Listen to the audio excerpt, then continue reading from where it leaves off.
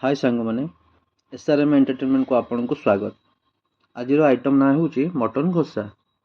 प्रथमे मटन को भल भाव धोई ने लुण हलदी गुंड और टिके सोरिष तेल दे ताको मैरिनेट कर रखिदे। आलू को प्रथमे भल भाव काटी ने मसला को भी ग्राइंडिंग कर आलू को फ्राए कर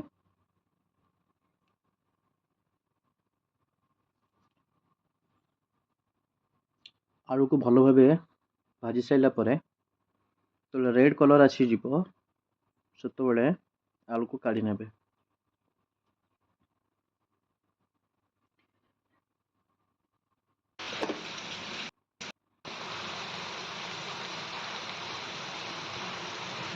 बहुत जोर से वर्षा होती सांग मैंने आज संडे को वर्षा मु भाविली कि आज मटन प्लानिंग करदबा। गोटे देसी कुकुड़ाटे अणाई छाड़ खाई श्रावण मास छाड़ खाई आम मेस्र पिला माने भेज खाऊँ तो रिसेंटली से नॉनवेज खाइबे। गोटे देसी गंजा कुकुड़ाटे अणाई रखाई गोटे कार्टन भितर देखिए जोर से वर्षा हो पत्र गुड़ा भी नुआ नुआ पत्र देइछन्ति रक्तचंदन गछ। एबे हम मसला प्रस्तुत करवा घर को जीव तो मैगी बनाई पैन रे तेल दे ड्राई स्पाइस को हल्का फ्राए कर नेबा। एबे पियाज दे ताको भल भाव में भाजी नेबा रेड हेबा जाए।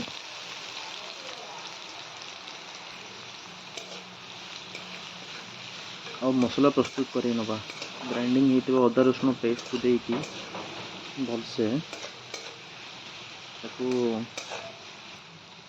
सिझिबा जाए फ्राए करवा।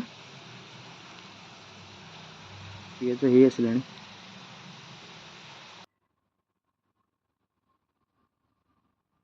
आपण मैंने देखिपुं पियाज पूरा रेड हो जाइए।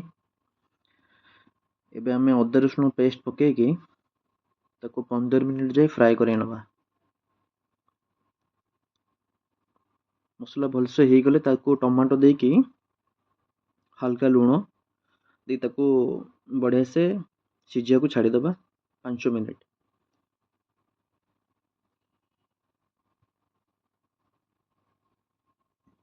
मु बेसी मसला यूज करनी एथिरे जस्ट अदा रसुण पेस्ट चिली पाउडर देन धनिया पाउडर और मीट मसला एवरेस्ट रो एतिक यूज कर हल्का कस्तूरी मेथी आ दुटा इलायची को गुंड करके देइछि।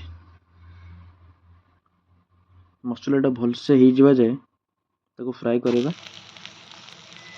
कटा ही टमाटो को एबे मसला पकईदवा।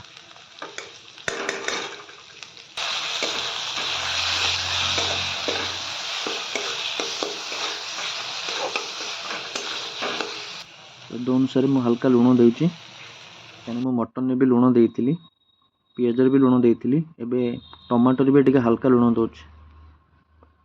आपण मन देखि परछन माने मटन मसलाटा बढ़िया से सिझी जाइछि। एबे हम कौन करवा तादरे मैरिनेट होइतिबा मटन को पकईकी ताको बढ़िया से कषि नबा।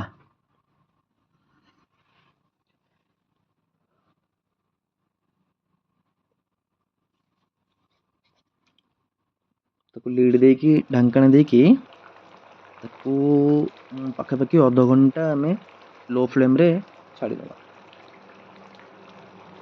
देखो ये बहुत बढ़िया से सिझी जाइए आपणकर मटन आम आलू देकी आलूटा को भलसे भाजी देती जेहेतु लगी लास्ट को टिके आलू पकाउछि आओ गरम मसला देकी गैस पैन ब्राउन करदबा। ये प्रस्तुत हो गला आपणकर मटन करी।